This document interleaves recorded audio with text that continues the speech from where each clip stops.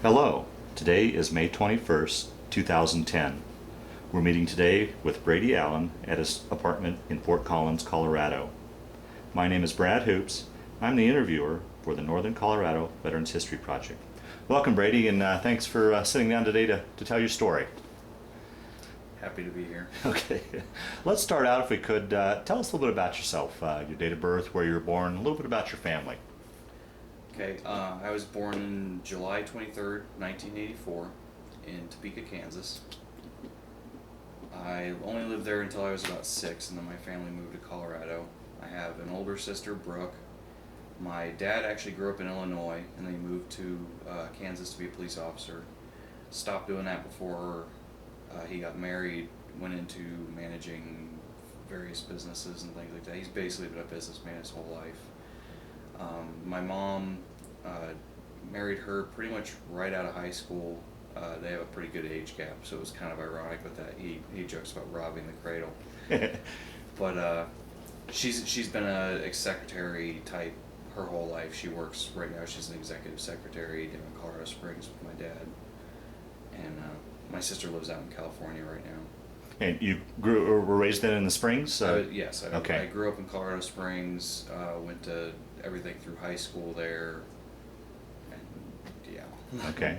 You know. And then take us then from once you graduated from high school. Did you join the service then at that point, or? Well, I actually got a GED.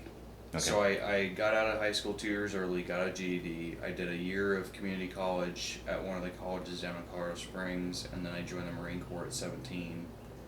I had to get parents' permission for that because I wasn't officially an adult, so that was kind of funny. Now, of all the five branches, how did you come to choose the Marines? It was kind of one of those things I've always wanted to do. I had grown up liking the idea of military service. Really didn't have a history of military service in the family. My grandpa served during World War II.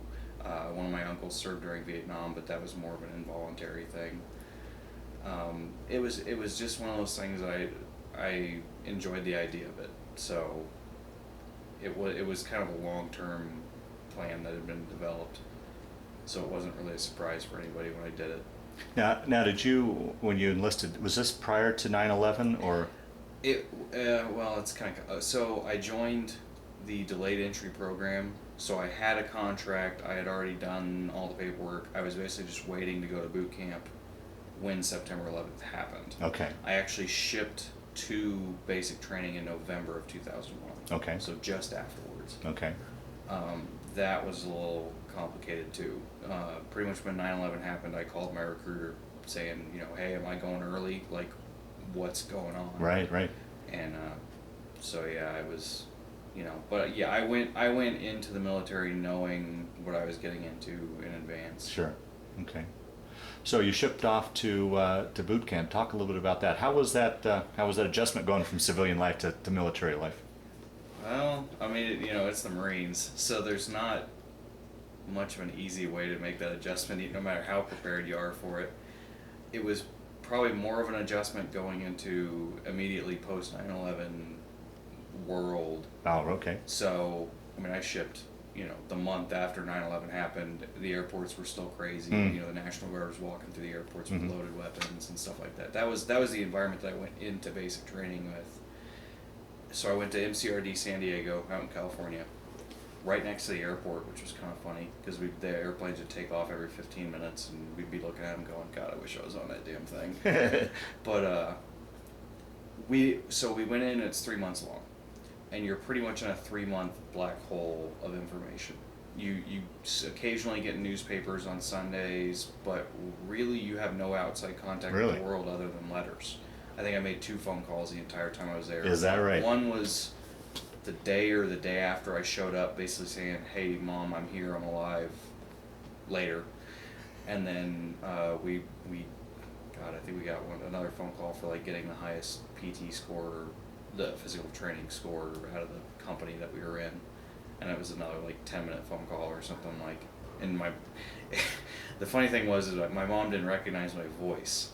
Because you're hoarse from yelling all day, sick, and yeah. So I called, hi Mom, who is this? Really? It was really funny actually, but Yeah, so we did 3 months of that. I didn't really have any issues with boot camp. I mean, it's never really easy. Probably the biggest thing for me was I went very, very small. I was my height, 5'9", but only about 120 pounds. I weigh like 180 right now. So they put me on double rations when I was in basic training just so that I wouldn't lose weight. I ended up gaining 30 pounds Wow. because of it. So I didn't come out of basic training in the greatest physical shape just because 3 months gaining 30 pounds, it's a pretty big difference. But, I didn't have any major issues with anything. I didn't, it's tough, but some of the things I've done since then kind of make it seem fairly easy in perspective, but it was definitely the hardest thing I had done at the time. Sure, yeah. As a 17-year-old straight out of school. Right. And, yeah. So finished that. The biggest thing for us was we kind of missed the really surge of patriotism just after 9/11. We didn't experience most of that because we were all in basic training and in lockdown. So when we graduated and we were seeing all the cars driving around with flags on them and support the troops and all this stuff, we were just like, holy crap, when did this happen? Like, what the hell is going on? And it was culture shock. It was definitely a pretty big culture shock. They weren't instilling any of this in any of your training at all? Well, they do, but it's not, this is how the public is going to view you. For us, it's, this is the Marine Corps. These are your brothers. This is, do things this way. Okay. Mostly it's just they're trying to make sure that that you're basically trained so that when you go to a unit, you're not completely screwed up. Right. They can actually deal with you. So a lot of it's just learning the ranks, learning how to march, learning the weapon, getting in shape, learning history and customs, and Okay. you get a book the day after you arrive. Big green monster is what they call it, and it's 200 or 300 pages, and you pretty much end up memorizing the whole damn thing by the end of it and it's all customs and courtesies and history of the Marine Corps and rank structure and UCMJ and just all the various things that you have to kind of know to be a basic Marine. Gotcha. Okay. And then you graduate from there, you get 10 days off on leave, go home, relax, get fat. And then you go back for either MCT, which is, well, maybe different now, but it was MCT, which was for non-infantry Marines, which is I think it was a 2-week, basic infantry tactics class, and then they would go from that to their job training. And then the infantry Marines come back and they go straight to infantry school at Camp Pendleton, which, how long was that? I want to say 5 weeks. It might have been 8 weeks, but it's just infantry training, just you learning all the tactics. And that's the route you took? Yes. Okay.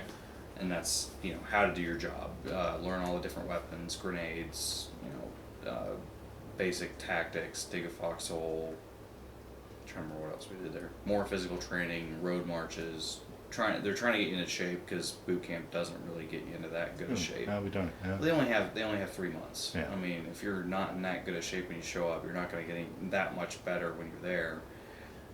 And infantry school, you're drinking from the fire hose of knowledge, so you're playing catch up from the day you show up. Yeah. And that was when I started having problems, mostly because of the weight that I gained during basic training.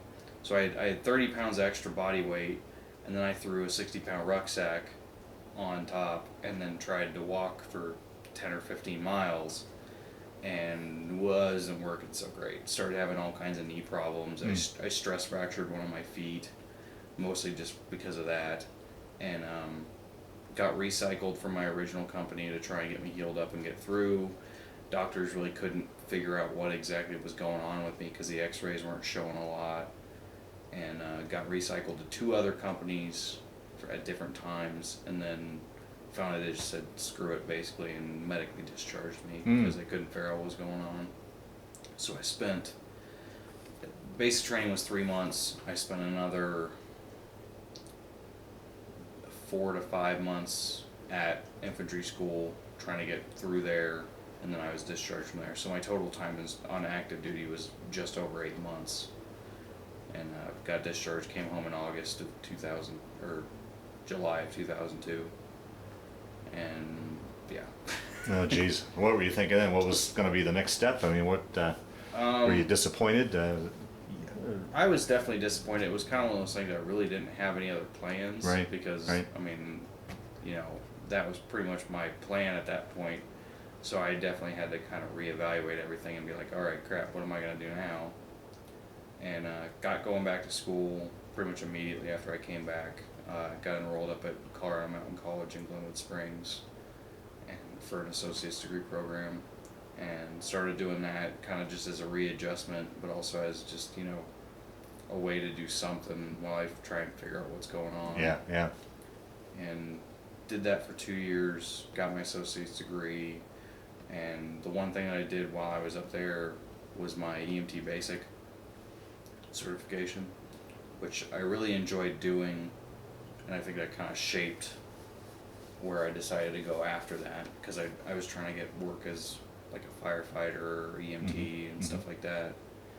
And after I graduated, I started looking at going back into the military, because physically I had been doing better.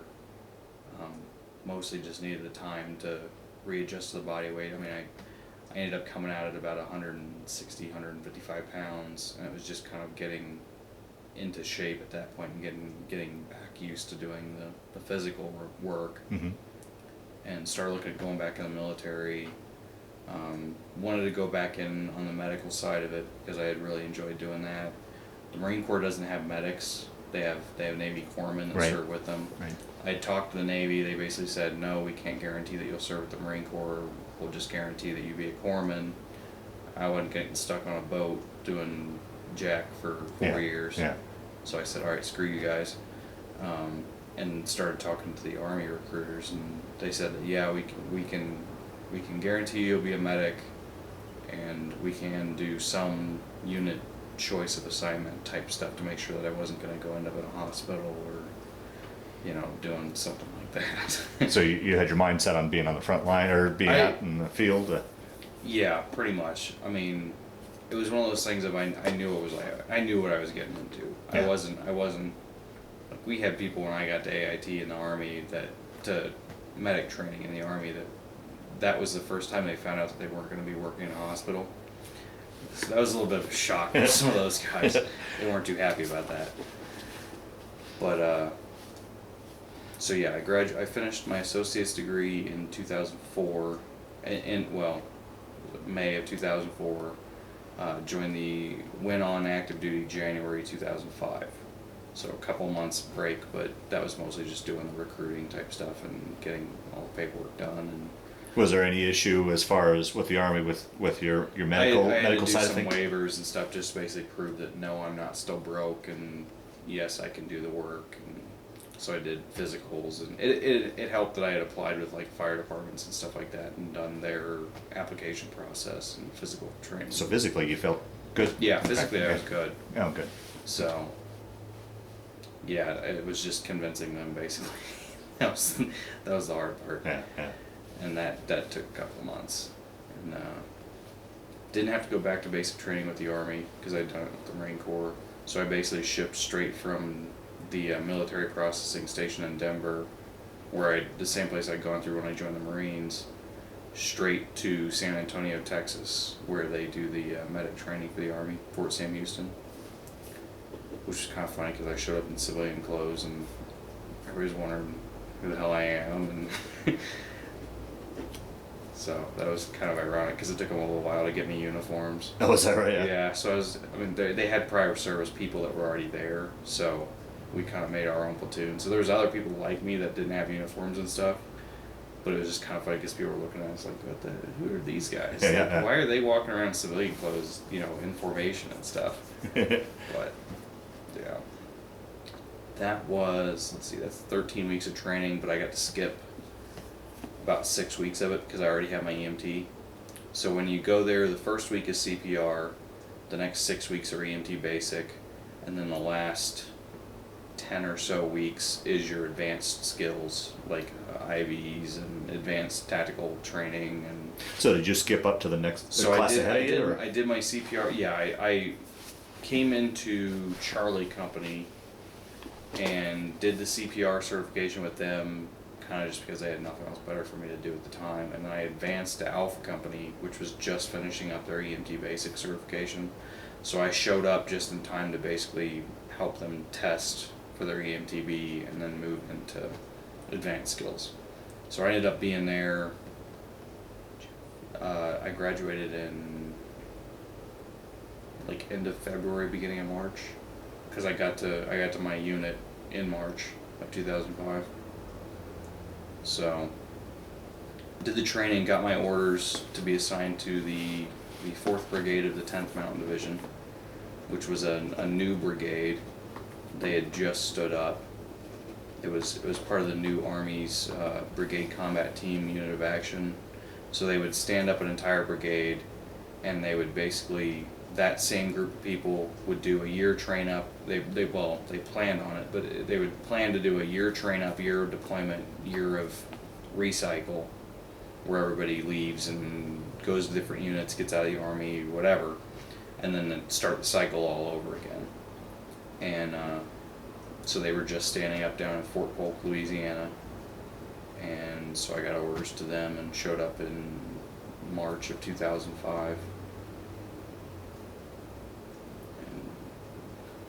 And yeah. And how long were you down at Fort Polk before you guys deployed, or? Well, so we showed up. The unit really didn't exist yet. I showed up to our battalion, and our battalion, which was supposed to be about 350 people, was about 85 people. Our medical section was 4 of us, and it was supposed to be 10 or 12 of us. Our battalion had the smallest medical section in the brigade, but even we didn't have anybody. So it was kind of the beginning part of just setting everything up. But we were there. We did a bunch of, people started showing up, and we basically built the unit up from the ground up. Excuse me. And so we did a brigade training exercise in, I think it was November 2005, where we did a month in the field as a brigade doing different things. That was pretty much our qualifying exercise of, yes, we're ready to deploy, yeah, you actually can send us somewhere. And then in March of 2006, it actually wasn't the entire brigade that deployed, it was a battalion task force.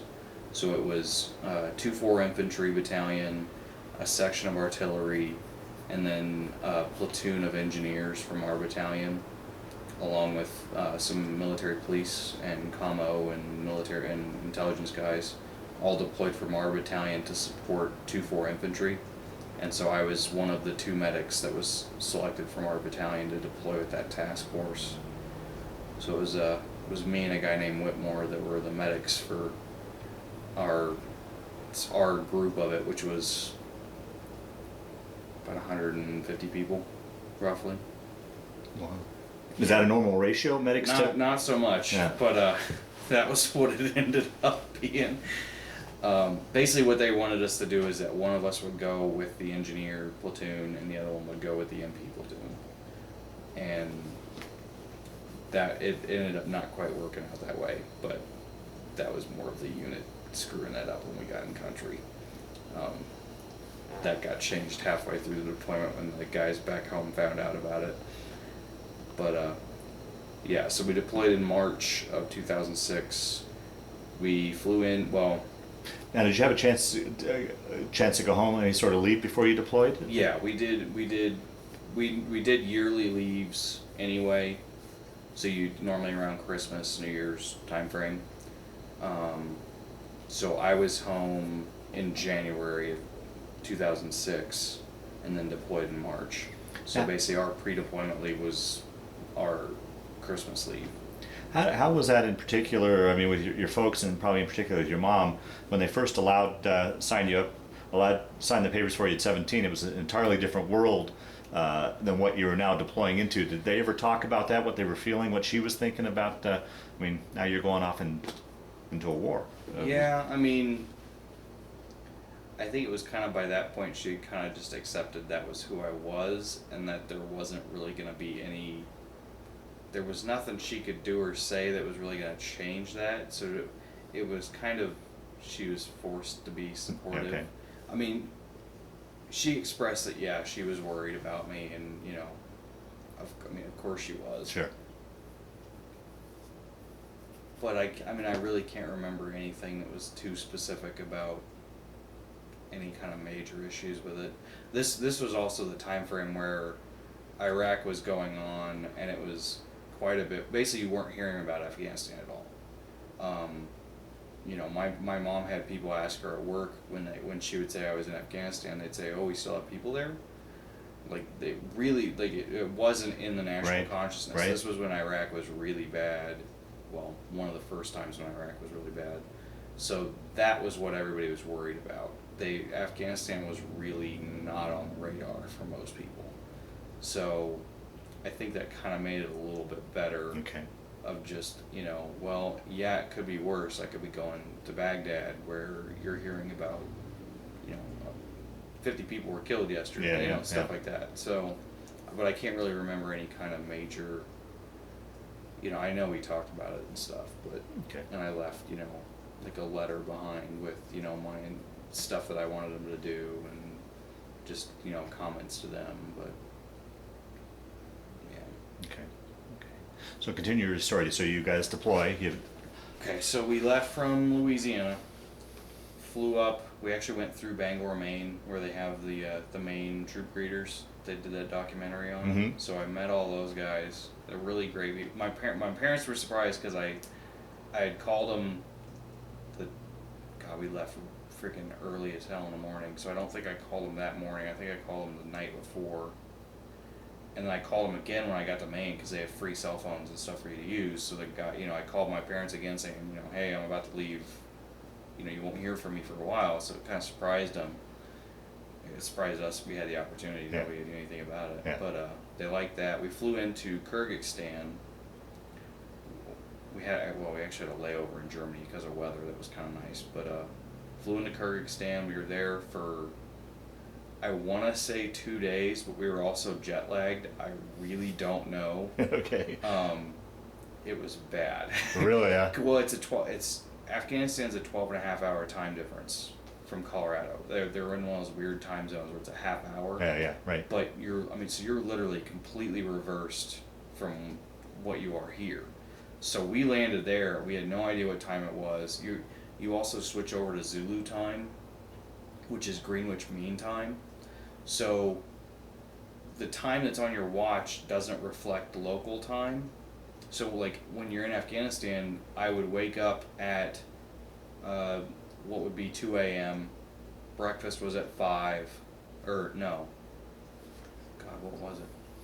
Yeah, I would wake up at like 2, breakfast was at 3, lunch was at like 6 or 7, dinner was at 4 in the afternoon, or 2 in the afternoon. You know, I was asleep by 4 or 5 in the afternoon according to like my clock, but I was coordinated with local time. Oh, geez. So it's really confusing when you first switch over to it because when you're jet lagged anyway. Right. Yeah. Exactly. Going going west is bad because you're going against rotation. So we show up and the flight's like 18 hours, but you land the day after you took off. So like we took off on Tuesday, we land on Thursday, 18 hours later. Like it's confusing as Right. hell. Yeah. So Kyrgyzstan was basically our opportunity to try and get synced with local time because it's pretty much due north of Afghanistan, so it's in the same time zone, or close enough, and just try and get. That was when we we didn't draw ammo there. We basically just did some administrative stuff and try and adjust the time difference and things like that. Flew south down into Kandahar, which is in the southern edge of the country. Big base. That's right there. It's a freaking city. Is it? Yeah. It's in Kandahar City. Kandahar Airfield, it used to be the old international airport that was there, so it's a really big base. Pretty much the only two major bases in Afghanistan are Bagram Air Base up in the northern near Kabul, and then Kandahar Airfield down south. Those are the two places everybody flies into. So we flew into Kandahar because we knew that we were going to be working in the southern area of the country, at least initially. Drew ammo, more administrative stuff, packed everything differently to try and get it set up for when we would show up to our base. Did some basic training stuff with the helicopters and kind of just hung out and tried to get used to the weather. Yeah, this is what, March? This was March. What was the weather like? And describe what physically what you were seeing, what you were in the thick of, the environment and such. Well, Kandahar is kind of funny because you really can't see off the base from it's flat. It's really flat. So when you're in Kandahar, you can't see Afghanistan. Like there's no mountains right in that area, so they're kind of out on the plains. You can't see the city because it's too big of a base. It's hot. Well, March, it's kind of the rainy season in Afghanistan. It's between winter, but summer hasn't quite kicked in yet. It's about the only time of the year where it'll rain, basically. So not terribly uncomfortable weather. It's spring basically is the idea behind it. It's not real bad. But the base itself had been established for long enough that we were in tents, but we were in large. We called them circus tents because that's kind of what they look like. Big old white thing with metal holding it up that seats 300 dudes in cots, and we were in that we were there for about a week or so, basically it was just trying to get all our gear in country because that comes over separate from us, and trying to get that organized before we moved out. We knew that we were going to be going to a forward operating base, a FOB. We didn't exactly know where it was, but we knew that's where we were going to be going, so we had to get everything packed so that when it showed up there, we'd be ready to just unload it and start going to work. Yeah. Because we flew in, most of our gear came in by truck. But we were replacing another unit that was there that had been there for a year. It was 173rd Airborne, so guys out of Italy. That's who we were replacing. So we flew in. You always fly in at night, just 'cause it's safer. They can't see you and they can't hit you. So you're in a Chinook, going like a bat out of hell in the middle of the night. Oh, you're talking about going from Kandahar to your FOB. Oh, okay.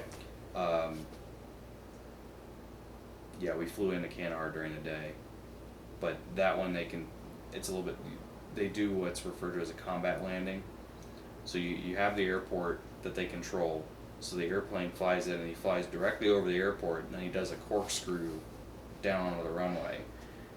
And it's pretty interesting. Wow. He comes down pretty fast because he's trying not to eat a missile. And that was fun. It's the world's most expensive roller coaster. Wow. So the takeoffs are more fun. But yeah. So when we flew into our FOB, we flew in a Chinook, which is the big two-rotored helicopters. Thing will go like a bat out of hell. Really? Yeah. Oh yeah, it's fast. And the basing is with Afghanistan with the altitude. It's one of the only aircraft that can really operate up high. Because a Black Hawk, when you start getting up around 10, 11, 12,000 feet, you can't really carry anything. Whereas the Chinook, you can fill the thing up as much as you want with as much crap as you want, and it'll still have power to spare. So we loved flying in the Chinooks when we had them because you were less likely to hit the ground at high velocity. So your forward base then was off the plains higher up, but altitude, or just it was, Afghan in general is just high altitude? Well, the entire country is. Well, Kandahar is not that high up, because the southeastern border of Kandahar is Iran. Mm-hmm. So you're starting to get lower in altitude, but 3,000-4,000 feet maybe. Our FOB that we moved into was right at about 7,000 feet. Excuse me. So it was up there, but it took a little bit for us to adjust the altitude, but really? it wasn't that bad. and our base wasn't on Highway 1, which is Highway 1 runs from Kandahar north to Bagram. It's pretty much the only paved road in the whole country, and it's the base that we are associated with. There was a larger FOB just north of us called Lagman, which was we were in Zabul province. What was that city's name? Colo was the city just north of us where the main base was, which was where most of 2-4 was. So the infantry unit that we were supporting was based there with different companies and platoons at satellite bases. So we were almost pretty much due south of Quolat and FOB Lagman, and basically we were there to monitor a road that goes up over a mountain pass to one of the other major FOBs to the southwest of us. And our engineer's main job in that area was to try and improve the pass that was right there, because the pass was so bad the trucks would have to unload half of their cargo, drive over the pass, drop that stuff off, come back over, pick up that, and then go back over. It was so steep, so narrow, the road just sucked. The roads everywhere in Afghanistan aren't that great. Yeah. This one was horrible. We had trouble getting Humvees up over it. Wow. So the unit before us, 173rd, had been there they'd been at that location for almost a year. They had managed to drop the pass by around 20 feet the entire time they'd been there. They had basically been using explosives and all kinds of other stuff to just try and, it's rock. Yeah, it was a pass. Right. So they brought us in along with rock drilling equipment and stuff like that. So we dropped the pass over 100 feet in under 3 months. Wow. We blew the crap out of this thing. And it was kind of another trial as you go thing, because we showed up, we got briefed on what we were going to be doing and doing all that stuff, and we came up, the engineers came up with the idea of they would use the rock drill a hole, and they would take a Bangalore torpedo, which is, if you've ever seen any kind of World War II movie, it's those things they push up over the top to blow all the barbed wire up. Mm-hmm. It's a 6-foot piece of pipe packed with explosives. That's all it is. It's the world's biggest pipe bomb. And so they drill the hole. We figured out the hole would be almost perfect to drop a Bangalore down it. So they drill the hole, drop a Bangalore in, pack it all down, and then back up and blow it. And we'd hoped it would crack all the rock. We didn't know if it was going to work, but it was the best bet we had so far, because the guys before us had been using shaped charges and all kinds of stuff, and basically it would go off and scratch the rock, and I'd be like, ah, shit. So we tried this, and we did a test charge just to see if it was going to work in this one little area, and it blew like an 8-foot crater with all kinds of rock out, and we're like, okay, that's going to work. And we actually realized it took longer to clear all the rock out after we blew it than it did to actually set it up to blow it up. So we would do 10 or 15 Bangalores at a time. I think the biggest one we did was like 33, and it was monstrous. we backed up like a half a mile, and we got up on top of one of the hills, and we had rocks flying over our heads. Wow. Like it was big. It was only, it was, in total, it was probably 500 pounds of explosives, but it was all buried and packed down, and it blew the living crap out of that hill. It took us, so we'd do a blow, and then it would take us another week to clear off all the crap so that we could do another one. And we brought the pass down and cleared it. We actually opened it up so it was almost 2 lanes wide in most areas, and it only took us, we were there from March until, we moved into the FOB probably April, and then we left that FOB in August. So we weren't there that long. Yeah, right. Were you harassed all by the Taliban up there, or? The biggest problem we had was we were going the same route, the same times of day, pretty much for 3-4 months straight. So they would try and place IEDs on us. They would try and we got mortared roughly every 2 weeks or so. They tried putting some booby traps up in the site where we were working. We always put observation posts out. Guys would walk up the hills and hang out up on top of the hill for a while with a machine gun and make sure nobody tried to sneak in on us. They tried to put some landmines along the routes that they would walk up there. So we had to vary routes that people would walk up and stuff like that. But there was a Afghan National Army outpost that was within a mile or two of the site that we were working at.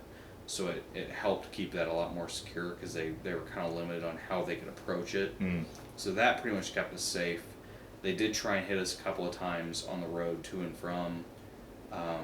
We had the first suicide bomb in Zabul province was on our convoy coming back one day, and actually blew my truck up. Really? Yeah, Oh, it was a suicide vest. So it was a guy with a vest full of about 50 pounds of explosives wrapped in ball bearings, and we were driving back, and he was standing on this. He was walking along the side of the road through one of the little villages that we would go through to and from. So we didn't really think anything of it because he's just a dude in the village, whatever. And he hit.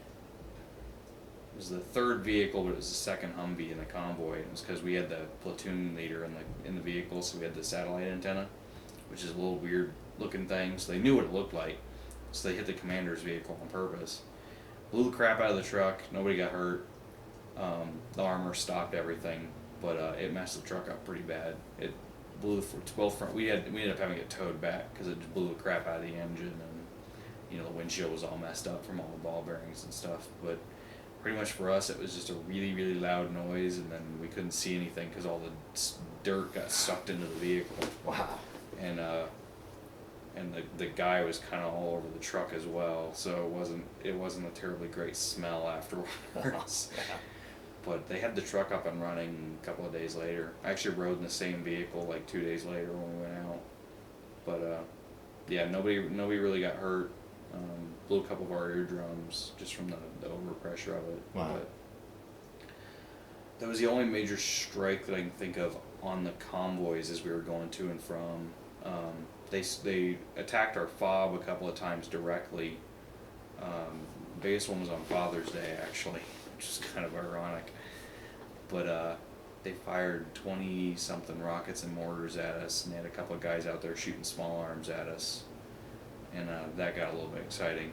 But some of the Afghan National Army guys that were on the post got hurt from one of the mortar rounds. So myself and the other medics that were at that fob were treating those guys while all the stuff was coming in. And that was what I ended up getting my combat medical badge for, was that action. Which was probably not the brightest thing I've ever done because we were in tents. We didn't have bunkers, we didn't have hard buildings. So I was doing the dumb thing of standing up in a tent working on a guy while stuff was coming in on me. And if one had hit close, it would have been a really bad day for everybody. But thankfully nothing. There was a couple that hit on the base. Right at the beginning of the attack, one of the rockets landed probably 30-35 meters from me, which was really loud and a big fireworks show, but it really didn't do anything. And then none of the other ones really landed anywhere close to where I was at, but the ANA fired their 105 artillery piece at the end of the attack, but they fired it right over the camp. So the loudest thing of the entire attack was the ANA shooting this artillery piece, and they didn't tell anybody they were going to do it. So attack's over, like we've got the guys who were injured down on the floor of the aid station in case something comes in, and then all of a sudden just wham, and whole tent shakes, and we thought something hit really close. I dived on top of one of the patients, and then one of the ANA interpreters has his radio. He's like, no, us. It's like, well, thanks, asshole. You could have told me that before you fired it. Like, jeez, dude. But we didn't have any Americans get hurt during the attack. One of my buddies in the engineers took a header off of one of the Humvees. He was climbing up the back to drop into the gunner's hatch, and the driver took off on him. So he fell off the back. He ended up being okay, but it was kind of funny. He bruised his back up pretty bad. Oh boy. But other than that, nobody else got hurt. And that happened. Jeez, that happened probably 2 or 3 other times where they would have guys try and actually hit the wire on us, and basically just that was kind of what we were out there for. Was we were out there to try and draw fire so we could get people to attack us. And we'd call artillery in on them, or we'd call an airstrike in on them, and then the fun part was we had to walk out there and see if we hit anything. Oh, really? Yeah. So yeah, we had a wonderful night where we did about a 7 kilometer walk out to see if we hit anything with a B1, and did I can't remember if we actually hit them or not. It was a mortar crew. We scared the crap out of them either way, because a 500-pounder, it doesn't matter if it's close or not, it's going to get your attention. And didn't find anything, so we had the 7 kilometer walk back in, and we got back in at like 4 in the morning after being out all night. What are you thinking? I mean, I imagine it's probably pitch black. I mean, you don't know. Oh yeah. I mean, what's going through your mind? I mean, obviously you're on full alert, and what's a person think in a situation like that? Don't fall. Really? The hardest thing about the night vision goggles is you really don't have depth perception, because especially the ones that I have, because you're looking through a single tube. The ones that I had, you have a tube in front of both eyes, but they go down to a single tube, so you have no depth perception. So that mission, actually, I stepped off of a 3-foot ravine thinking that it was just a little depression. Oh, jeez. So I take a step, and there's nothing there. Bam, like, dude behind me, like, Jesus, Doc, are you okay? Because he just sees me disappear, and here's thump. And so actually, partway through that mission, I took my night vision goggles off because the moon was out bright enough that you could actually see. And yeah, I mean, pretty much you're paying attention because you know you just bombed somebody that was shooting at you, and you don't know if they're still around. Right. And that mission, we did a foot patrol specifically because we knew they were hoping we'd drive trucks out there. So they had IED'd the road out towards the location. So we went out the back gate of the fob and walked over to where they were at, kind of hoping to catch them by surprise. But they ended up not being there. But they did have bombs that they had put in on the road that got found later on. So if we had driven out there, we would have hit some stuff. Yeah. But yeah. What describe what conditions were like in the fob, living conditions, and the setup of the camp, and sleeping. You said you slept in tents. The food, and just generally what life was like in the fob. Yeah. Our fob was probably about the size of like 2 football fields put together. It wasn't a very big one. We had a big outside wall made out of what are called HESCO barriers. It's basically it's a big bucket basically filled with dirt, and that makes a wall. And so you do those, you stack a couple on top of each other. So we had probably a 10 or 12 foot outside wall, and then we had some interior ones. And then you had all the tents on wooden platforms for the floors. We had our side of it, which was all the Americans. We had our engineer platoon and then some artillery guys that were with us at the same location. And then we had the A&A side of it, which was all the Afghan. There was an Afghan National Army company that was based at our same location, so there was 200 of those guys. So there was actually more of them than there were of us. Were you comfortable with that? I mean, the idea that possibly... Generally, yeah. We traded out on guard shifts. We generally pulled the night shifts, and they would be in there during the day. We trained with them. On the medical side of it, we worked a lot with those guys because they were getting hurt all the time, and our guys really weren't. I pretty much only worked on Afghans when I was in Afghanistan. We had a couple of our guys that injured, but mostly it was accidents, like the guy falling off the truck. Yeah. We had a guy who was cutting wiring, and he accidentally slipped and got himself. That was within the first couple of weeks of getting there, actually. But like the A&A had a vehicle rollover, and the very next day a guy stepped on a landmine, and both of those guys came into, the vehicle rollover was like 10 dudes that came into us, because the Afghan rollover drill is everybody bails out of the vehicle, including the driver and passengers. Like they had 10 guys in the back, and then the driver and 2 other guys in the cab. Everybody jumped out of the vehicle when it rolled over. So pretty much all of them were injured, although only a couple of them seriously. And everybody from that lived. But so we had stuff like that coming in. So we worked a lot with those guys. We trained some of the Afghan National Army guys to be medics. We worked with their interpreters all the time because we worked on the nationals all the time, and we couldn't talk to them. Yeah. So the working relationship was good. We did worry about, infiltration and stuff like that. It generally wasn't as bad with the Afghan National Army as it was with the police. The police were known to be a lot more corrupt. we had a police station that was just off the fob, and it never got attacked ever, and we were getting attacked every couple of weeks. We actually lit up one of their vehicles during one of the attacks because the police chief decided it would be a bright idea to try and drive onto our fob while we were being attacked in an unmarked vehicle. So our first sergeant lit him up with a saw because we didn't know who he was. Yeah, right. Dude, you're driving a truck towards us and we're taking mortar fire. Yeah. As far as we know, you're a bomb driving towards our gate. Yeah, yeah. So didn't kill him, thankfully, but he wasn't very happy with us afterwards. But living conditions, I mean, we were in tents on cots the entire time we were in Afghanistan. I didn't sleep on a bed for the entire 9 months that I was there. And I don't think that fob had any hard buildings. Is that right? I mean, if it was, it would have been wood and plywood construction. Yeah. So yeah, it was basically just all tents. The cafeteria was a big GP medium that was 45 foot long, and we had our one TV in there, and that was it. The Afghan food was better than our food. I lost about 15 pounds right after I got there. I dropped down to about 150. I went back up to about 155, and I was at that for the entire deployment, just because the food was not that great. We were getting people sick all the time from different things and stuff like that. So it was just kind of, you made do with what you had and whatever. But we fired our one cook, and they gave us another guy, and we fired him and got a different guy. So what's that dude's name? Chesko.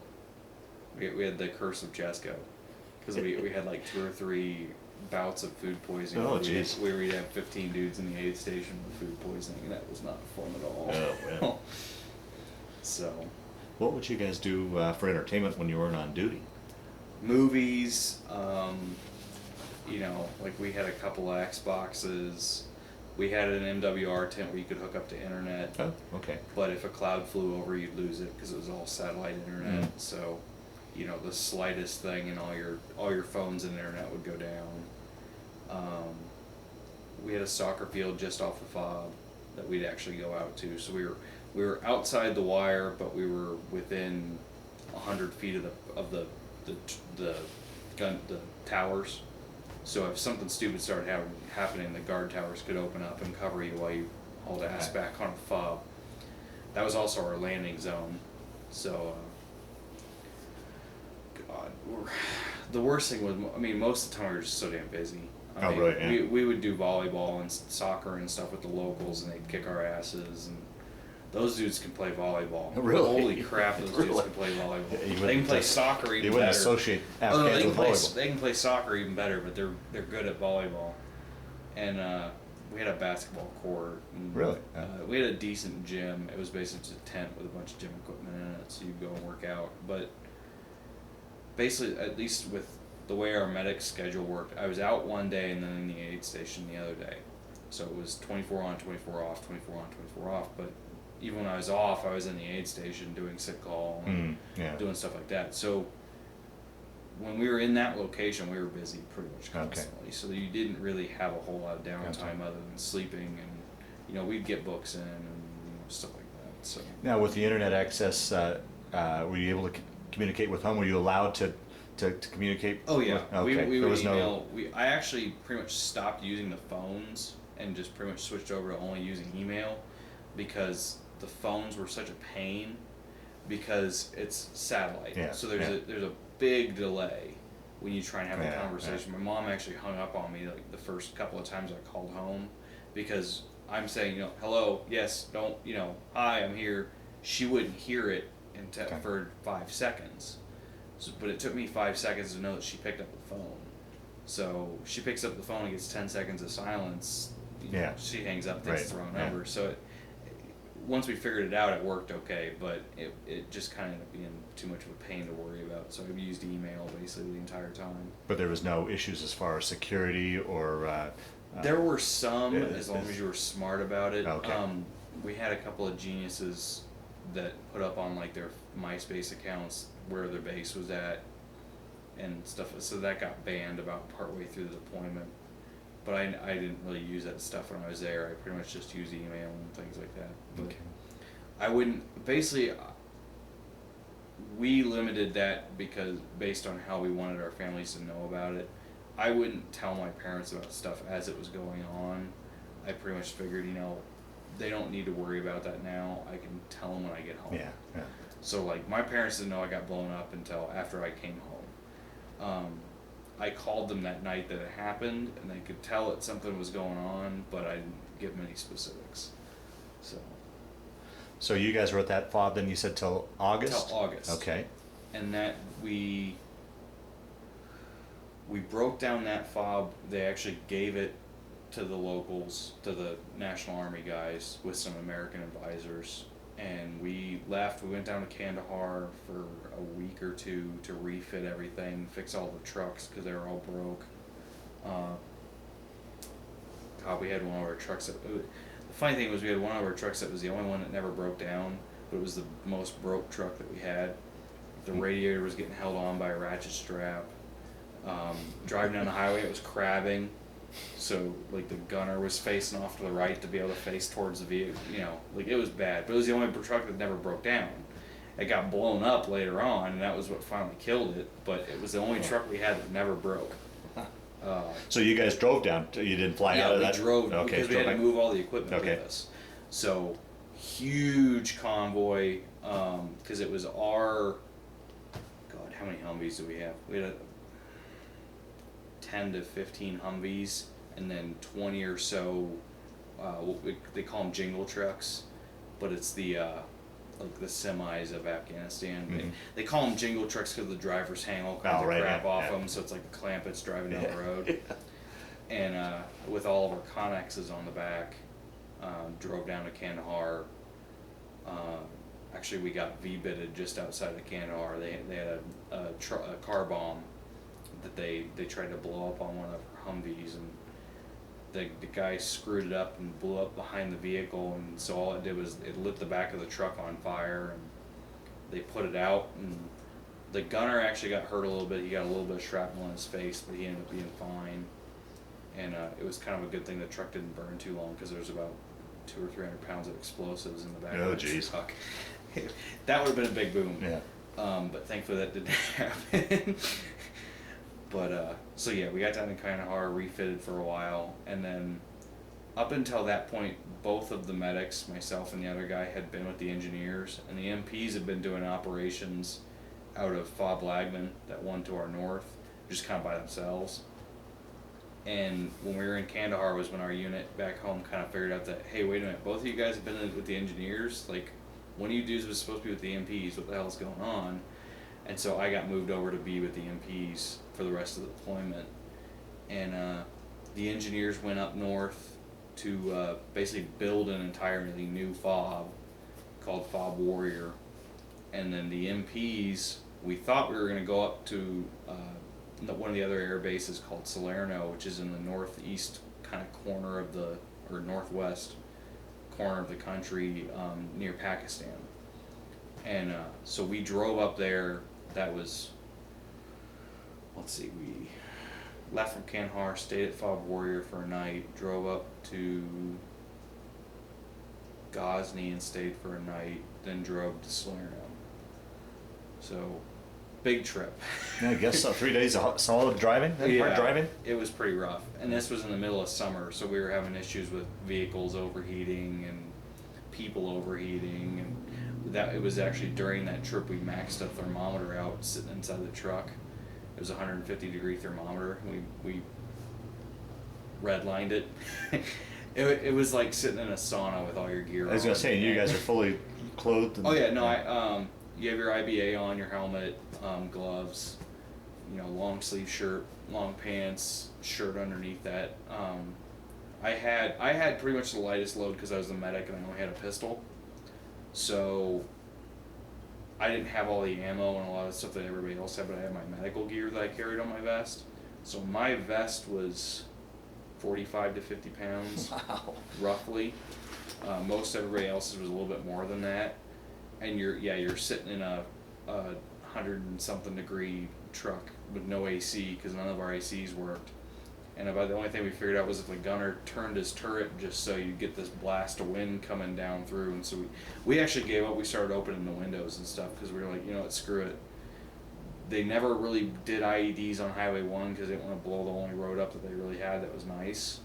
And we're going to pass out and crash if we don't at least have some kind of airflow through here. Jeez. And we had a couple of guys that went down as heat casualties just sitting in the vehicle not doing anything. So that wasn't a fun trip. No, that was pretty rough. But the nice thing was, when we moved up north, we went up in altitude. So temperature started dropping very quickly. We got to Ghazni, which is this little base before the mountain pass that goes over to Salerno, and it was 55, 60 degrees. And we were freezing our asses off because we had come from Kandahar where it was 120 every day. So we did a 60-degree temperature drop just driving there. And everybody at the base is looking at us like we're nuts because we're walking around, you know, we had our fleeces on and, you know, hats and stuff. And they're looking at us like we're crazy because it's 60 degrees. It's like, dude, we're freezing. Wow. Like, it was 115 degrees in Kandahar yesterday. Like, we're freezing. So, got up over to Salerno, which was this air base that's on the other side of the mountains where they run all the operations along the border to Pakistan. And a really nice place, actually. When you got on that side of the country, you get all the warm, humid air coming up from the Indian Ocean in that area, so that everything's actually green. Oh, really? Yeah. Which is really surprising to us because we were used to, you know, everything being pretty much skin tone color. That's how I envision it, I guess. Oh yeah. No, it is. Most of the country is, especially along Highway 1. And we got up over the mountains. It was like pine trees, and you know, it looks almost like Colorado when you start getting your tree line. And it's just like, what country did we just drive into? Like, did we get lost or what? And we were there to basically help with doing border operations along Pakistan. And we were supposed to be there for the entire rest of the deployment. We ended up being there for 2 weeks. So we literally showed up, moved in, and then got the word, hey, we need you to come back down here. So it's like, ah, shit. And they wanted us to move back down because 2-4 was going to be doing a brigade assault on this area of known Taliban resistance. So they basically just wanted all hands for it, and it was going to be this big 10-day operation. Operation Mountain Thrust. That was what they were calling it. And so we moved back down to Fob Warrior, which was where we ended up being based out of the entire rest of the time that we were there, along with the rest of our battalion. And the operation got screwed up because another infantry unit went through the area just before the operation was supposed to kick off. Well, they got into a 3-day firefight. And the problem was, because of that firefight, all the Taliban kind of split off and spread in the local countryside to kind of recover from that. So if that company hadn't have gone through there, we would have landed and surrounded them all and then pushed them into one area, and we would have gotten all of them. But because they went through, they all spread out. So when we moved in, they just kind of all faded away. So we ended up calling it Operation Mountain. Huge waste of time. Because literally, we showed up, we moved into a remote patrol base, which was basically just, we would set trucks out for a perimeter and you lived in the middle. No tents, no nothing. We were just sleeping on the ground. Wow. And did that for 10 days and we didn't find a damn thing.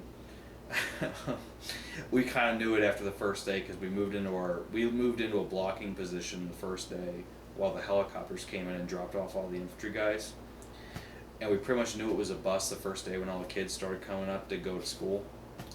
It's like, yeah, there's probably not anybody here. And yeah, I didn't find Jack. So, but the MP platoon for that entire rest of that deployment was basically just doing patrol operations with the local police. We'd go out to all the little local police stations and stay there for a couple of days and do operations with those guys and then come back. So pretty much what we were doing 4 days on, 4 days 2 days back. So you'd go out for 4 days, come back for 2 days, refit, shave, shower, whatever, and go back out for 4 more days.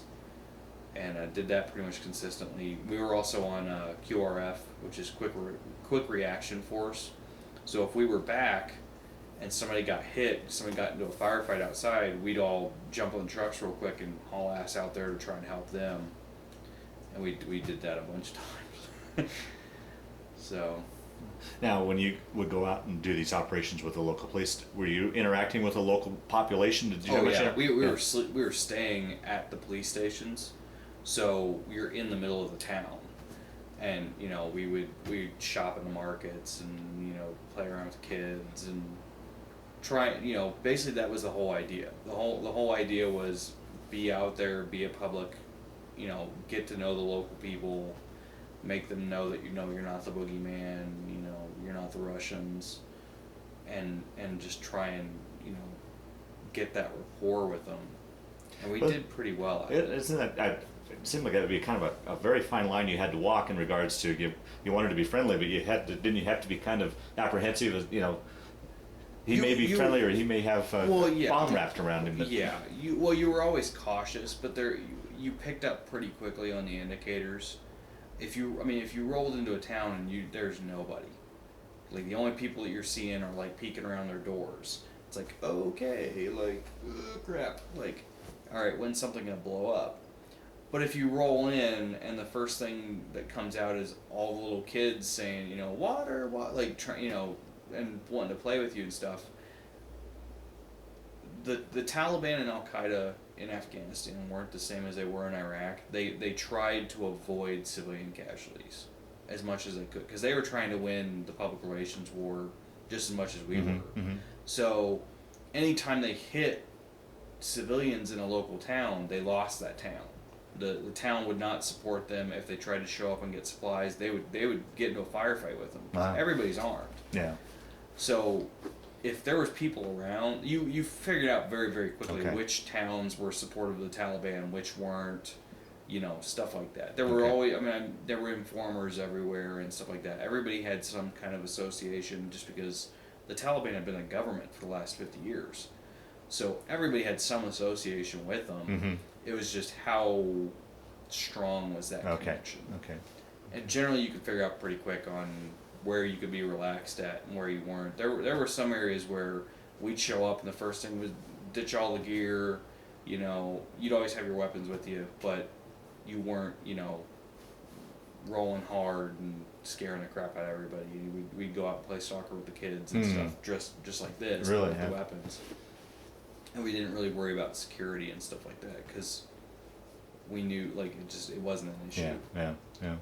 So it just depended on where you're at and what the situation at the time was. How did you find the Afghan people in general? How would you describe them? I mean, that's probably a hard way to define the people. It depended on where we were at, but in general, I got along very well with them. I mean, there's definitely some serious cultural differences. Some are fairly amusing, but in general, we got along very well. I mean, generally, the further away we got from the big cities, the better an impression we got of the people. The more hardworking they were, the more interested they were in really kind of making a difference in their country. A lot of the times we'd get into the cities and it was kind of just a learned indifference. Mm-hmm. You know, all the kids wanted to do was beg. The adults would have a cell phone in a car, but a dirt floor and no running water. They'd have a satellite dish, but you know, no food, stuff like that. Yeah, so when you got out in the countryside, where people were really on their own, you saw more of, you know, people that you could work with, and people that you enjoyed being around. So it's just like here, you know, you have retards everywhere. Yeah, right. Yeah. So it was just the trick of finding the good guys. Well, now you mentioned earlier that at this point the main focus was now in Iran or in Iraq. Did you guys feel that you were being shorted? I mean, being in Afghanistan as far as the focus and supplies and manpower. I mean, supplies and manpower never really. We never really felt like we didn't have support. There weren't that many people in the country. When I was in Afghanistan, there was only about 30,000 troops in the country. So generally when you were in the area, you were the only Americans in the area, which also kind of made it whereas if there was fighting going on in the area, it was happening to you. Yeah, right. There wasn't a whole lot of, hey, some dude's out there, he's getting shot at. It was, we're getting shot at, like, help, But, yeah, we never really had an issue with support and stuff like that. Public side of it, we did kind of joke about it being, the new Korean War of just, like, stuff with my mom having coworkers. Not even realizing that people were still in the country because Iraq was going on. And that's definitely changed since then. But during that time period, I mean, from basically 2000, middle of 2003 when Iraq kicked off until 2007, 2008, Afghanistan was just kind of forgotten about. Nobody really cared. Right. And I mean, there's definitely still stuff going on. You just didn't hear about it. And a lot of it had to do with the fact that there was fewer Americans in the country, so there wasn't as many things that could happen. Like Iraq, when it was at its worst, you have 15 Americans die in a single day. Well, that couldn't happen in Afghanistan just because there wasn't that ratio of Americans there. Yeah. So 3 Americans dying in one day in Afghanistan would be the same as like 15 in Iraq. Gotcha. So plus Iraq was a better story, I guess. I don't know. So you finished out your tour of duty there at FOB Warrior. We flew. So we actually got brought back. We never really knew what was going on because when we initially deployed, it was going to be a 4 to 5 month deployment, and we got extended and all. So basically, when we were at FOB Wolverine, we went at the engineers, and we were expecting to get orders to come back home, and we got orders to come down to Kandahar, refit, and then go to a different FOB. So we got extended for 4 months on that one, and then we weren't sure if we were going to get extended for the full year, and we ended up not. They ended up actually sending out another battalion from our same brigade to replace us for the 4 months of the summer or the winter, and then they ended up bringing those guys back. So we flew out of Warrior, flew to Bagram. We got stuck there for like 2 weeks waiting on flights, which was a nightmare because we were staying in a big tent with no. Like it was just all of us sitting on cots in a tent with nothing to do for 2 weeks. Oh, jeez. And then flew back home to here, and then one of our sister battalions replaced us, along with some people from my battalion. So one of our medics from my battalion, we crossed paths as we went different directions, and they were there for 4 months. In the winter, nothing really happens in Afghanistan because nobody can move. Yeah. Like the snow comes in, closes all the passes, you're kind of stuck wherever you are. So they have what's called fighting season, which is after the snow melts to whenever the next snowfall is. So the unit that came in and replaced us, the first snowfall happened a couple of weeks after they showed up. So they had one IED strike the first like month or so that they were there, and then literally nothing the entire rest of the time that they were there. I mean, nobody's shooting at them, no mortars, nothing. And then they came home. So you didn't experience winter there then. You were out the edges of it. Okay. Yeah, it never got really cold, thank God, because the summer was bad enough. And apparently the winter was just as bad. So we were kind of glad to get out of there when we did. Although we came back to Louisiana, so thankfully the winter there wasn't quite that bad either. Yeah.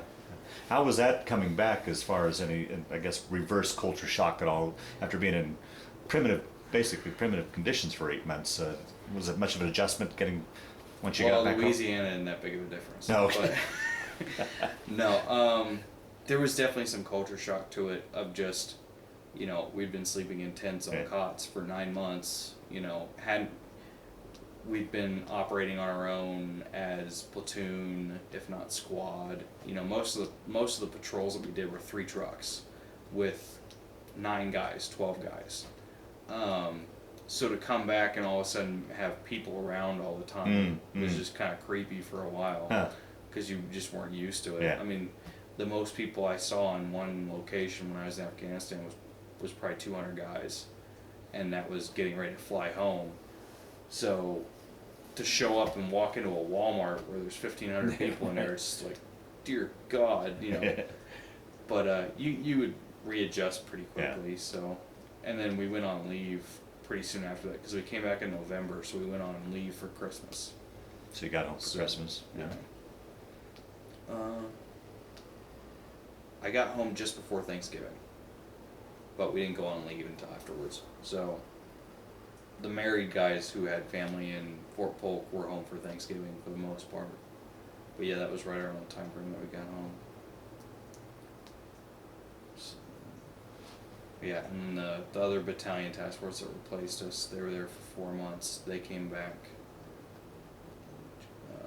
February or March of 2007. Okay. So you're back home, leave, get all rested up, see the folks, and then take your story back from there once you report back. Came off of leave, basically just went back into garrison life, training, doing the medic thing. I actually ended up going to Special Forces selection a couple of months after I went back in. When did I go to that? April, May of 2007. Something you were chosen or you applied for? I chose to go because it's a volunteer Okay. only thing. Didn't get selected. It was about that time where I basically we were already hearing about another deployment coming up for the unit, beginning of 2008 time frame. So I basically made a decision. It's like, okay, either I'm gonna do special forces, I'm gonna stay in the military.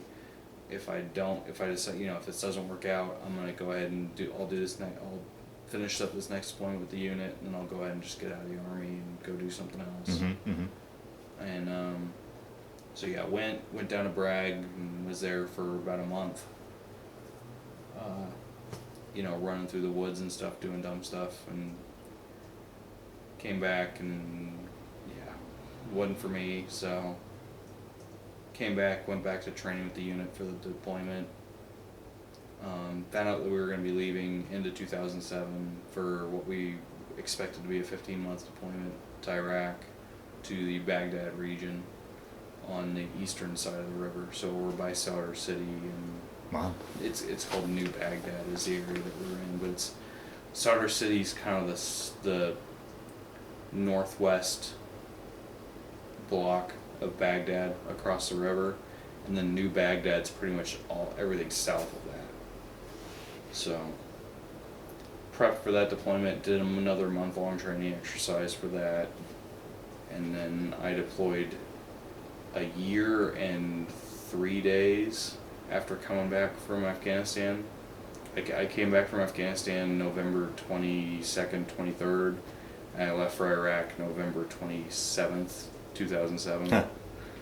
So I was back for pretty much exactly a year. And so flew out of the United States, flew to... Where did we go through that time? I think we went back through Maine. And then to Kuwait, where we were there for a couple of weeks, doing kind of the same thing that we did in Kandahar and Kyrgyzstan before, doing some training and getting equipment figured out, and sitting there just, trying to get adjusted to the weather and Right. stuff. Yeah, yeah. Kuwait's not the nicest place in the world. I mean, there ain't a whole lot in Iraq. There's even less in Kuwait. Really? It's sand dunes and oil. That's about it. So it's actually even bleaker than Iraq. So, Really? Yeah, Huh. there's nothing there because it's just in that little southern tip of the peninsula. So it's just, there really ain't nothing there. But flew from Kuwait up into Baghdad, did the typical holy crap landing. And then, so we flew into BIOP, which is Baghdad International Airport, which is I think I got my directions reversed. It's the western side of the city. It's kind of on the outskirts of the city. And then the green zone, which is the international area, which are all the embassies and stuff Mhm, are, that's in pretty much the dead center of the city. And then we were on the eastern side. So, flew into BIOP, did some basically just initial things there, and then flew by helicopter into our FOB, which was FOB Loyalty, which was actually located at the old Iraqi Central Intelligence Agency. Oh, really? Yeah. So it got the crap bombed out of it in 2003 during the invasion. They had a prison there that a lot of the locals would still refuse to go into because that was the building that, you know, Saddam would take somebody and they weren't ever going to be seen again. Wow. So there was a lot of people did not like that place. A lot of the, like we had one of the buildings was the Oklahoma City building because it had eaten a couple of 2,000-pound bombs and the entire face of the building was just blown all to hell, so it looked just like the Oklahoma City building. Right. And moved in there. I was going to be a line medic for one of the engineer platoons, doing route clearance, which is basically IED finding. So we'd go out in a convoy, and we had special vehicles that were set up so that they could take hits and not really get messed up too bad. And our whole job was find bombs. Similar to the movie Hurt Locker type setup? Or? That's EOD. Oh.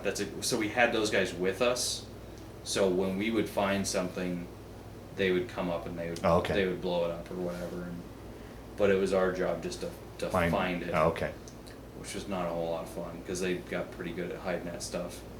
The biggest threat in our area, because Sadr City was right there. So Sadr City was kind of the lifeline to Iran. So all the military supplies that would be coming in through Iran would basically be coming straight into Sadr City, because the Iraqi police, Iraqi army, and for a while the U.S. military wouldn't go into Sadr City because it was just a nightmare. It was a Shia slum that Saddam had built, so it's like 7 square miles. It's not that big, but there's like 4 million people living there. So it's just packed full of people, and it's very pro-Iran, just that frame of mind. Mm-hmm. So all the weapons would be funneled through there. So we were pretty much all of the bombs in our area were what are referred to as EFPs, explosively formed penetrators. It's a tube of explosive with a copper plate on the front of it, and the copper is a concave shape. So when the explosive fires, the copper flips inside out and basically makes a slug, and it's going 37,000 miles an hour when it goes off. So 4 pounds of copper going at the speed of oh crap, and it's going to make a whole lot of damage when it hits. And that was mostly what we were dealing with. And so the armor on the vehicles really didn't matter that much. If it hit the vehicle, it was probably going to go through the vehicle. The good thing is because it's a slug, it only makes a hole the size of the slug. So if you're not in the way of where it comes through the vehicle, you're fine. If you're in the way, you're in a world of hurt. And, so that was what we were dealing with. Our best bet was find it before it blows up, because there's no guarantee you're going to make it if it does blow up on you. And it was pretty quiet when we first got there, just because we showed up in November, so it was still pretty cold, and there wasn't a whole lot going on. And then as it gets warmer in Iraq, everything starts picking up, and we got pretty busy there for a little while. But, so yeah, we actually moved into Baghdad December, because I was at the FOB for Christmas. Yeah, because I was there for New Year's and everything like that. And actually New Year's Day I broke my ankle. We did a New Year's Day mission. Actually that night they mortared our chow hall. Wow. So I was just walking into the chow hall and they dropped 9 mortars on the roof. And the first 2 or so hit the roof, and the other ones landed behind it in some of the contractor housing. It only wounded one guy. Everybody else was fine. It scared the crap out of us because I was just walking in the building when they hit. And went out on mission that night, which New Year's in Iraq is basically everybody shoot up in the air day. And so AKs and stuff like that, not that big of a deal, but we started seeing big stuff going up in the air. Like 50 caliber, like tracers and some RPGs that are getting shot up in the air just for the hell of it. So that was kind of fun, because you're just watching it going, wow, that's going to be coming down somewhere. Like, wow, these guys aren't that bright. But came back in from that mission, and I was guiding the vehicle back into our parking space, and I rolled my ankle and broke my ankle. Huh. And I thought I just sprained it. So I actually stayed out on missions for about another month, and it didn't get any better. So they sent me for X-rays and figured I had broke it. So I got pulled into the aid station while that healed, and then one of the other medics in the aid station got kicked out to my platoon to work with them while I was healing up.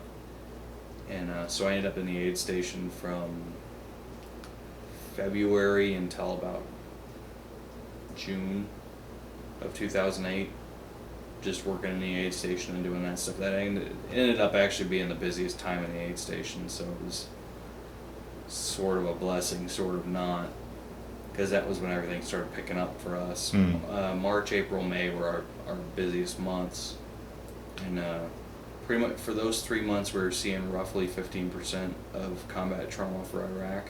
Wow. Jeez. And our aid station was 4 beds. So we had enough. Thankfully, we had enough medics and docs in that aid station because we had 3 or 4 battalions based at our FOB.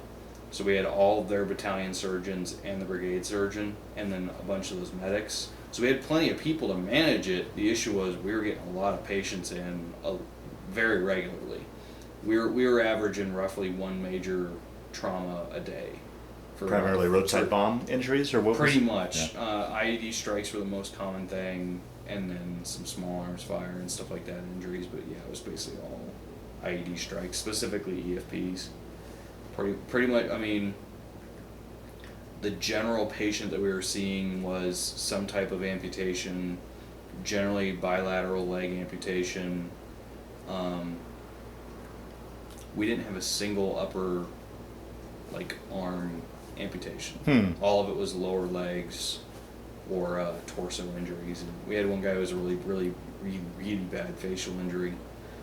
He was a gunner, and a piece of we think it was a piece of the roof armor on the vehicle, because the vehicle got hit, and I think a piece of the armor came back and hit him in the face, and it just trashed his whole face, but he lived. And that guy was kind of a nightmare to work on. Oh, boy.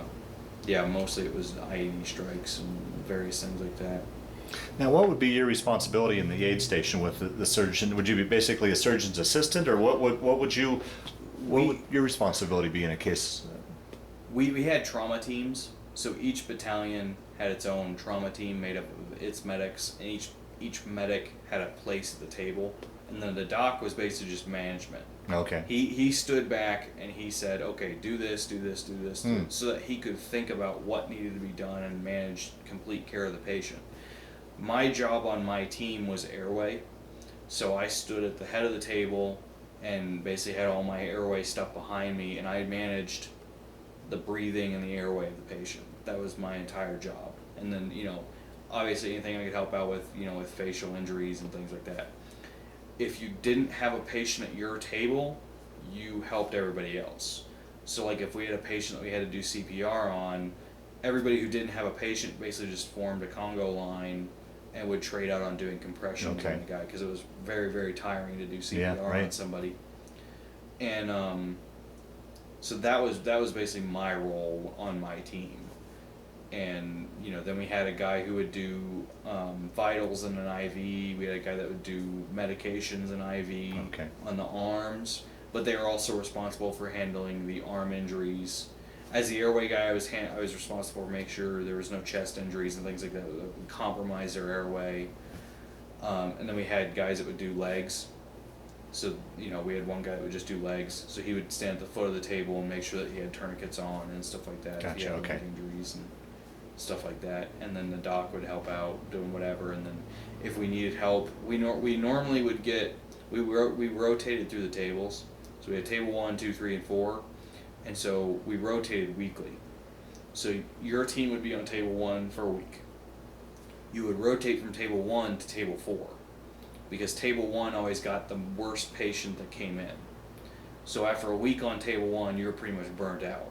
So you'd go to table 4, which most of the time wouldn't get a patient, because we very rarely had 4 patients come in at the same time. And so after a week there, you would rotate to table 3, and then to table 2, and then to table 1 again. And then you'd start the whole thing over again. And so the idea of that was to make sure that nobody just got completely trashed, doing all this stuff all the time. Right. But with the way the patients came in, pretty much you ended up working on almost every patient, just because normally what we would get is we would get one really bad guy, and then maybe 2 or 3 pretty minor injuries. So, you know, our team for some reason just kept getting the short end of the stick, and every time we were on table 1, it was just nuts. Like, we had one week where we were on table 1. Actually, it started before we were on table 1, because so we had a really bad patient while we were on table 2, because basically the unit bringing them in screwed up and brought the second worst guy in first. So he went to table 1. The second patient that came in was actually the worst guy, and we ended up working him. And then we moved to table 1, and then for like the next 3 days we had major patients coming in every night, or you know, whatever. And it was just like, holy crap! All right, let's make this get over with already, because this is getting old. So that kept up for about 3 months, and then I mean, during that 3-month time, was there plenty of personnel? Were you getting plenty of time off and rested, or were you getting burnt out and physically and mentally? Pretty much everybody was getting burned out. Even the docs were getting pretty burned out. The issue was there was no way of knowing when the patients were going to come in. Right. Yeah. So we would have a patient come in at 5 o'clock in the morning, and so you'd have to wake everybody up and stand the aid station up and everything like that. Or you'd have a guy come in at 11 o'clock at night. So you worked a shift, but then if you stood the aid station up, everybody came in anyway. So like my shift was from 6 to 2 in the afternoon or something like that. We kind of rotated, but excuse me. So I'd work 6 to 2, be off the rest of the day. But then if a patient came in, I had to come hauling ass back into the aid station to work. So we were getting woken up a lot, and yeah, it wasn't the greatest schedule to try and figure out. So Right. pretty much everybody, by the end of May, we were all pretty burned out and ready to just be done with it, because it was getting pretty bad. And yeah. What was talk a little bit about this space, living conditions and such. We actually had it pretty good, because it was a hard site. We were all in buildings with beds, and 2 of us to a room. Generally, the rooms weren't real big, but it wasn't that big of a deal. The buildings were hard enough to where if we started taking incoming fire, it wasn't that big of a deal. If it hit the building, it would probably get your attention, but if it was anywhere else, it really wouldn't be that big of a deal. Well, up until April 28th, we had, we called it lob bombs. Yeah, what's the actual name? Improvised rocket-assisted mortar. So what they do, they take an oxyacetylene tank, those big ones that they use for welding. They pack it full of explosives. They strap a 120 millimeter rocket motor to it and a simple fuse, and they pack a bunch of these in a truck, and they park it just outside the fob. And they set the timer and walk away, and so it just launches these things. They go up in the air and they twirl, and then they come down. 200 pounds of explosives going off, and they're huge. And on April 28th, they hit us with 14 of those. 12 of them hit on the fob. Killed 3 people, wounded 10 or so, and blew the living piss out of like 2 or 3 of our buildings.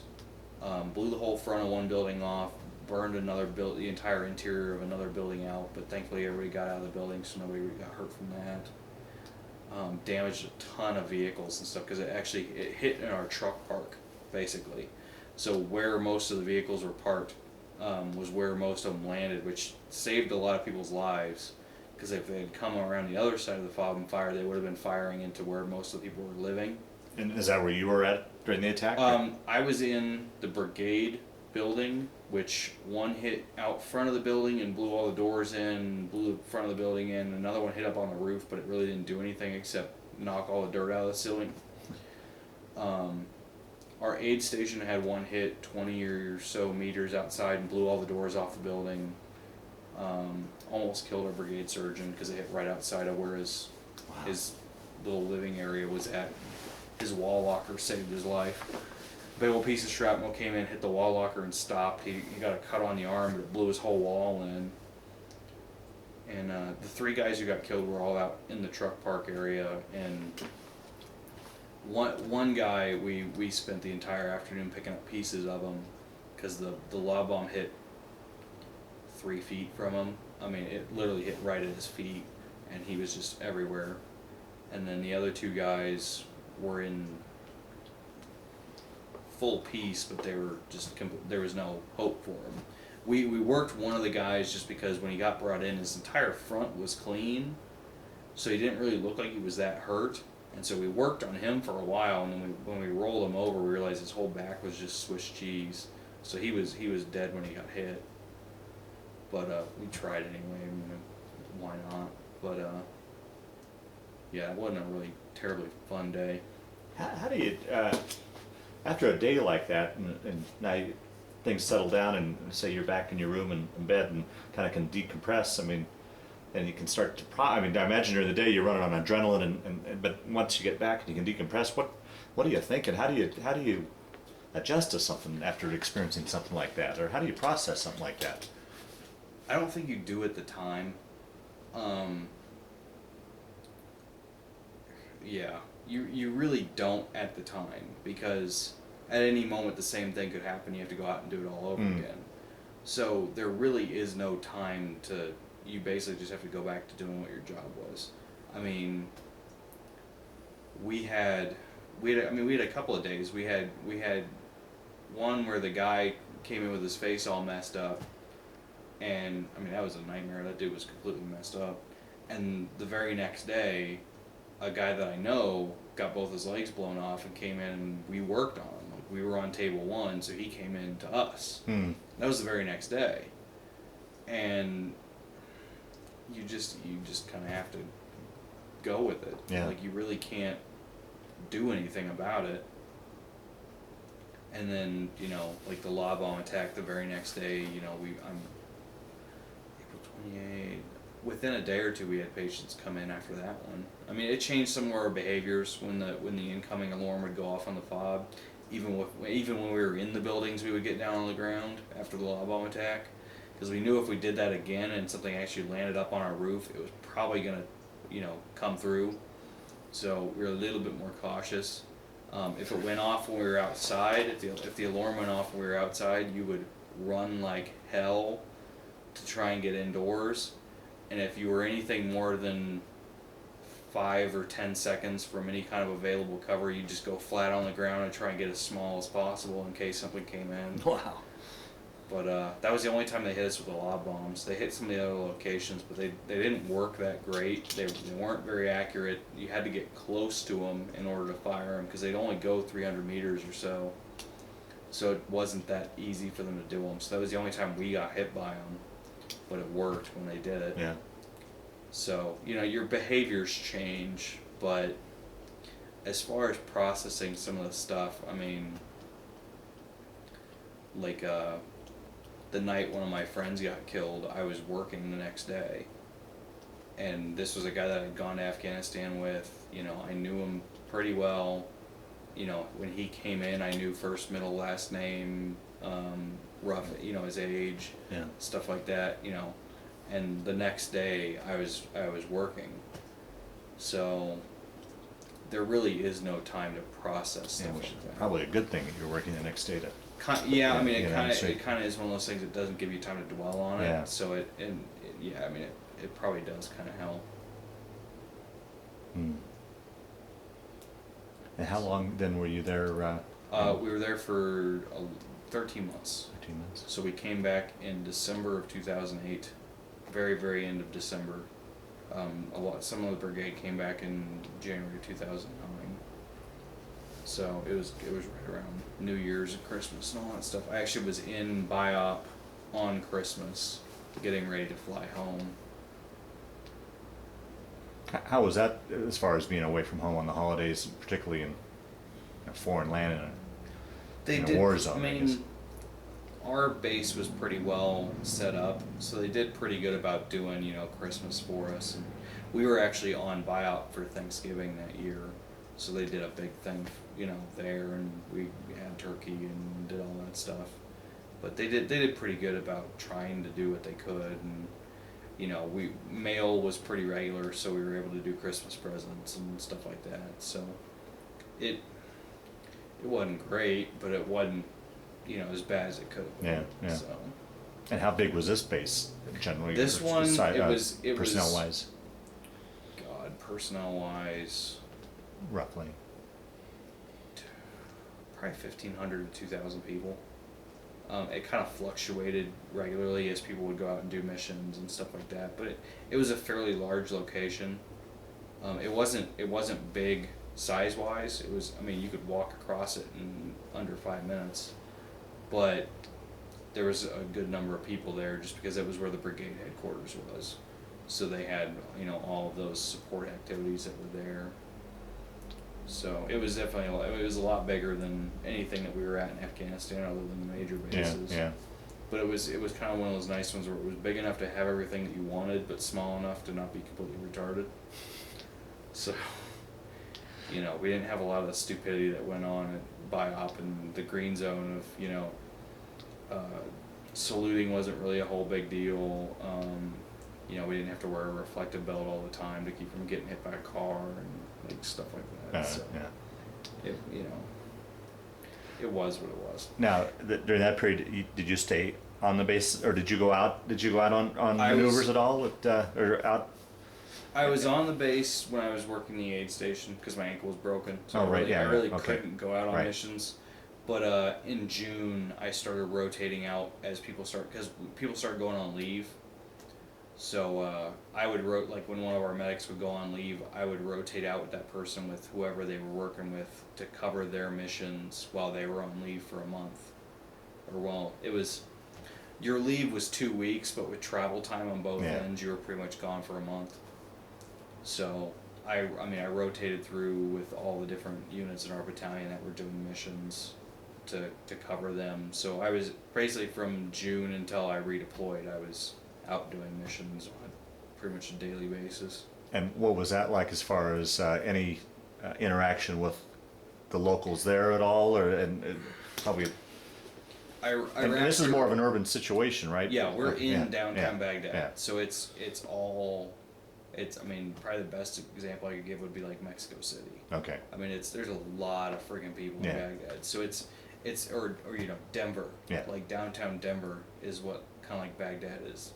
So, but the biggest thing is there's not a whole lot of interaction because you're driving generally. We would do foot patrols, but in general we really didn't interact with the locals all that much. We interacted a little bit with the Iraqi police and Iraqi army, but that wasn't really our mission there. So we really didn't interact with the locals much at all, so I really didn't get much exposure to them.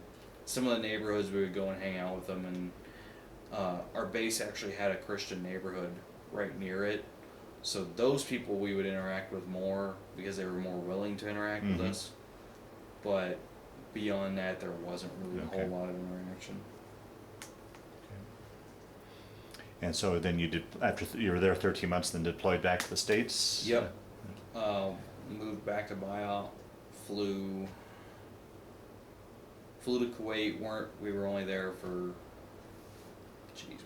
like a day, and then flew back to the States and started. Basically, the biggest thing was our brigade had been together for almost 4 years at that point.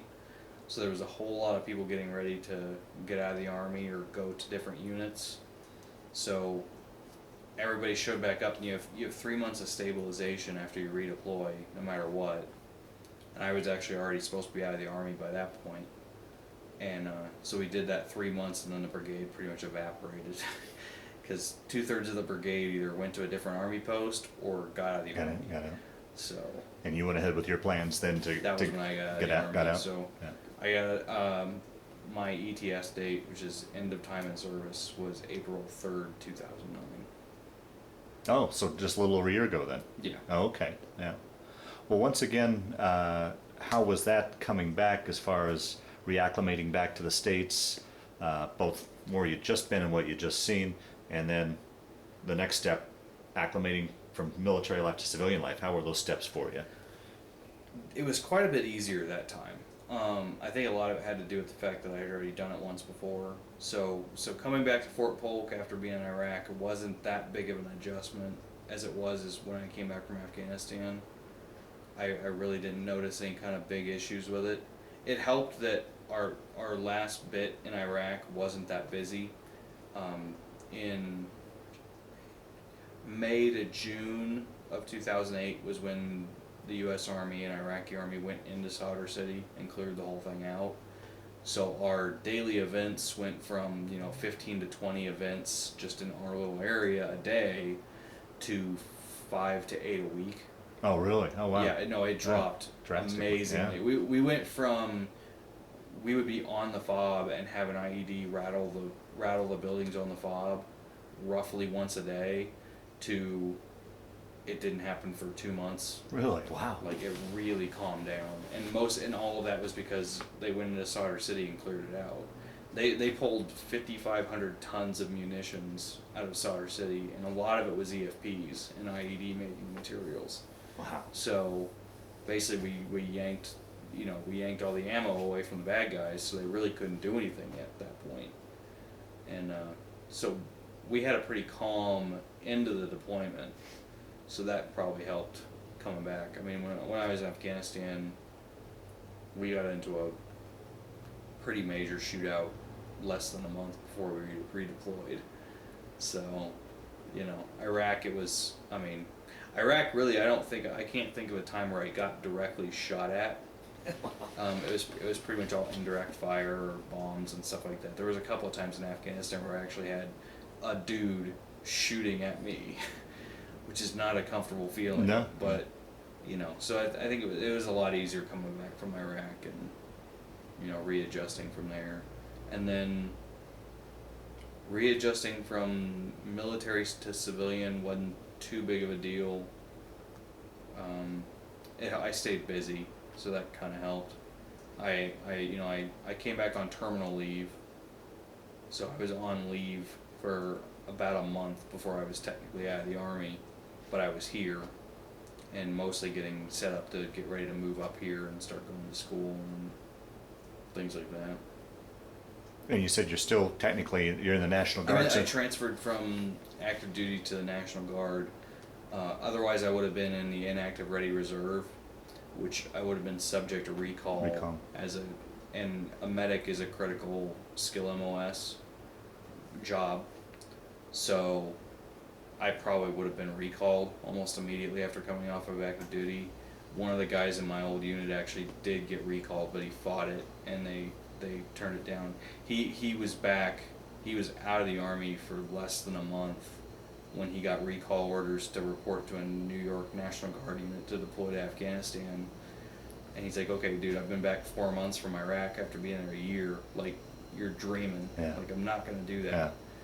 And thankfully they didn't make him do it. But that was basically why I joined the Guard, is because I knew that if I didn't do that, that was probably going to happen to me. So I joined a Colorado Guard unit. And But would you still be under subject to possible? I was guaranteed non-deployable for 2 years. So, okay. Which is actually longer than the contract that I signed with the Guard. So yeah, there was no way. So you'll be out before there's any chance. Yeah. No.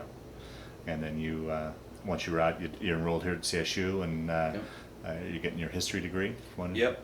CSU was nice enough to transfer 95 credit hours from the various college courses I had done over the years.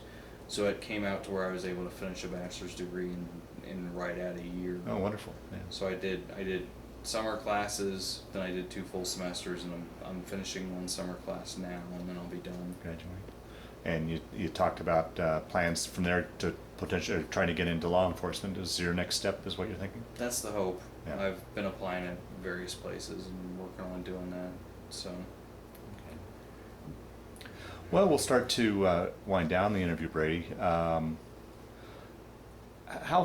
is it now? I mean, you've been over a year, as far as, I know well, in relationship to like my position, I've never been in battle, but so you've seen a lot and experienced a lot. I mean, obviously there's guys that experience much more, but do you have any, I don't know,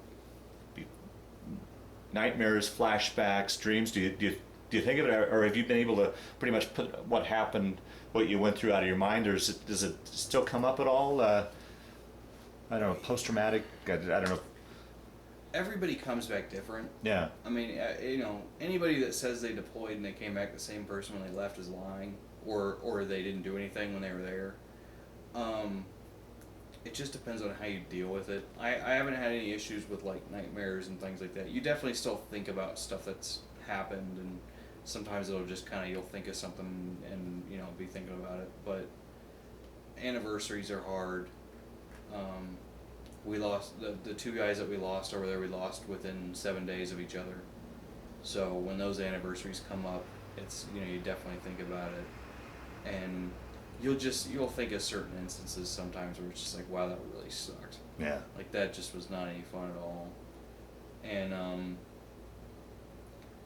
like the schedule readjustment's probably the hardest thing. Like at least for me, like ever since Afghanistan, just sleeping has always been kind of a weird thing for me, just because our schedules were so screwed up. Afghanistan, I probably never got more than about 5 or 6 hours of sleep at a time without having to wake up for some reason. Iraq, it was roughly the same. I mean, I would go to sleep and then I'd get woken up for a patient 2 hours later, work on them for 3 hours, and then go back to sleep. So, very light sleeper. Yeah, no. When I was in Iraq, somebody running down the hallway towards my room would wake me up, because normally what that meant was that they were running down to come bang on my door and say, hey, we're standing up at the aid station. So it got to the point where just somebody running down the hallway would wake me up. And so, adjusting from stuff like that is not the easiest thing to do. And, you definitely have those experiences that you go back and think about it, and it's just like, wow. Like, but, yeah, I mean, the readjustment continues, I guess. Yeah, right, yeah. It's still fairly fresh. I mean, well, in closing, is there anything that I didn't ask you about that you wanted to talk about, or anything that, as we've been talking here, that's kind of floated to the top of your mind that you wanted to talk about, so we feel like we've pretty much rounded it as best we could, got your story? Nothing I can really think of. Yeah. I mean, we pretty much hit all the major points. And what about, and then I guess this is kind of deviating a little bit and getting political, if you will, but from a soldier's perspective, what are your thoughts on our involvement in both of those wars? I know there's controversy kind of in the air. What are from a soldier's perspective, and what are your thoughts on both of those? Afghanistan, I don't really feel like we were ever left with a choice. I mean, the issue that keeps coming up is, are we fighting Islam or are we fighting terrorism? And you really can't look at it that way, because what you're fighting is Islamic extremism. It's no different than Christian extremists like the Westboro Baptist Church and people like that. Yeah. You're fighting the people that are at the fringes. The problem is there's cultural differences between us and Muslims that cause it to be a greater cultural issue for them. They won't denounce it. There's a greater general support for it. So it makes it really hard to separate the religion from the crazies. Iraq, I was never really a fan of going in there at the time that we did. Once we were there, though, you can't just leave it, because you're going to leave it more screwed up than what it was when we went there. And I think what we've seen recently is that worked. People hated the surge. You had people saying that the surge failed before it even really started. I was there at the tail end of the surge. 2008 was when the surge units started going home. The surge worked. I mean, we saw that firsthand. Our level of attacks dropped to the point where it was hard to believe that there was actually stuff going on. And this was in Baghdad. Yeah. And this was the center of where stuff was supposed to be happening. So I would argue with anyone that said we lost in Iraq. I definitely feel like we won there.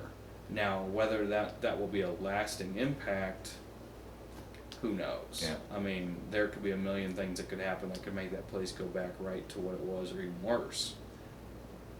Afghanistan's a lot more complicated of an issue. It's never been a country that's really been controlled even by the Taliban. I mean, we had areas that we were getting into in 2006 that did not realize the Russians were still not in the country. I mean, literally. Wow. This was in 2006. Yeah, right. Like, Americans have been Yeah. in the country for 5 years, and we would go into an area and they had no idea that Americans were even in the country. It's that rough of terrain and that type of a country.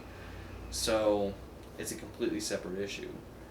The good part of it is you're technically not fighting the government, because the Taliban didn't attack us. The Taliban simply allowed Al-Qaeda Right.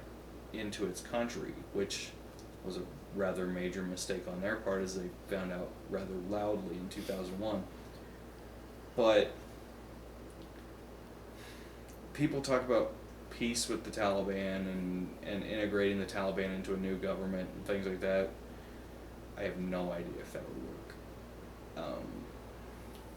It's really one of those things that the people that were in power would kind of like to remain in power, so trying to make them change what they're going to be doing, it would be like trying to get North Korea to finally listen. It's just not likely to happen. Yeah, yeah.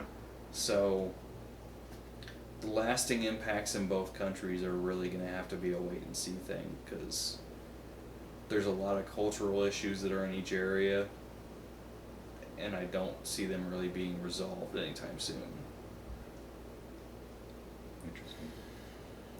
Well, Brady, I want to thank you for sitting down to tell your story today, but more importantly, I want to thank you for your service to our country.